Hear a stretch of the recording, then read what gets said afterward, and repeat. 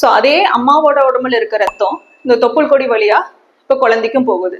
So அம்மாவோட உடம்புல இருக்கிற ஹை குளுக்கோஸ் இப்போ பேபிக்கும் போகுது. ஸோ பேபிக்குள்ள ஹை குளுக்கோஸ் போச்சுன்னா என்ன ஆகும்?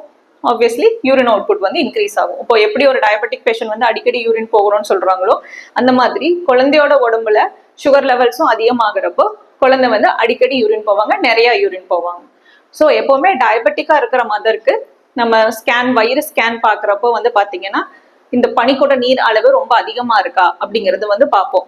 அதுக்கான ரீசன் இதுதான். அடுத்தது இந்த பனிக்கூட நீர் அளவு குறையிறது. ஸோ இந்த குறையறதுக்கு அம்மா கிட்டையும் பிரச்சனைகள் இருக்கலாம், குழந்தைகிட்டையும் பிரச்சனைகள் இருக்கலாம்.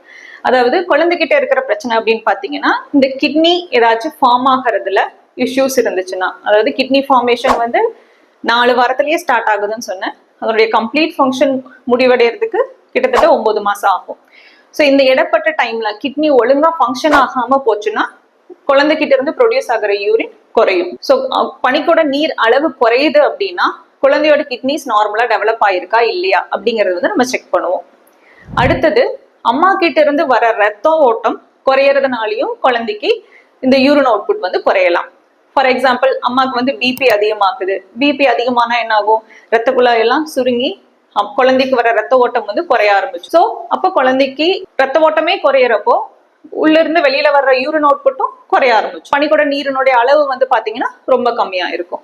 இதுக்கு அடுத்தது அம்மாவுக்கு வந்து அனீமியா இருக்கு, அம்மாவுக்கு ஊட்டச்சத்து குறைபாடு இருக்கு, இதெல்லாம் இருந்துச்சு அப்படின்னா குழந்தைக்கு வரக்கூடிய ரத்தமும் குறைஞ்சு குழந்தையினுடைய யூரின் அவுட்புட்டும் குறையுது. ஸோ இதெல்லாம் தான் குழந்தைக்கு பனிக்கூட நீரினுடைய அளவு வந்து குறையறதுக்கான காரணங்கள்.